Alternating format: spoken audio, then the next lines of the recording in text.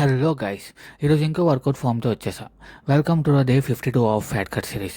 ఈరోజు మీకు lunges form explain చేస్తా. ఈ వర్కౌట్ మీకు క్వాడ్స్ అండ్ గ్లూట్స్ బిల్డ్ చేయడానికి యూజ్ అవుతుంది. ఈ వర్కౌట్ మీరు ఎయిదర్ ఒక ఫిక్స్డ్ పొజిషన్లో చేయొచ్చు, లేదా ఒక స్టార్ట్ అండ్ ఎండ్ పాయింట్ పెట్టుకొని చేయొచ్చు. Let's go to the workout. First స్ట్రైట్గా నించొని ఫీట్ని షోల్డర్ విత్ డిస్టెన్స్లో ఉంచాలి. Chest up, shoulders back, core టైట్గా మెయింటైన్ చేయాలి.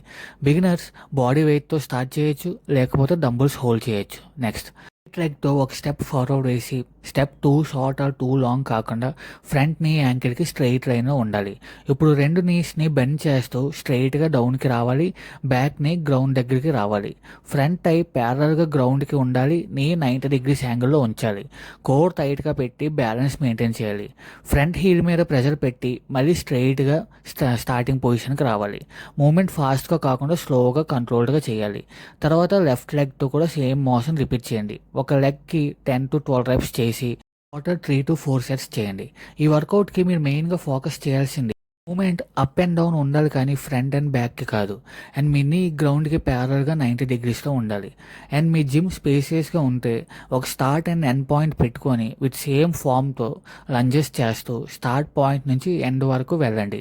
Repeat 3 to 4 sets. ఈ 2 typesలో మీకు ఎలా అయితే అలా చేయండి. ఈ వర్కౌట్లో ఐసోలేషన్ అండ్ బ్యాలెన్స్ రెండూ ఉంటాయి. మజిల్ షేప్ అండ్ స్ట్రెంగ్త్ రెండూ ఇంప్రూవ్ అవుతాయి. That's all for day 52. మీకు ఏ వర్కౌట్ ఫామ్ గురించి ఏం డౌట్ ఉంటే కమెంట్ చేయండి. మళ్ళీ కలుద్దాం డే 53లో. Stay tuned.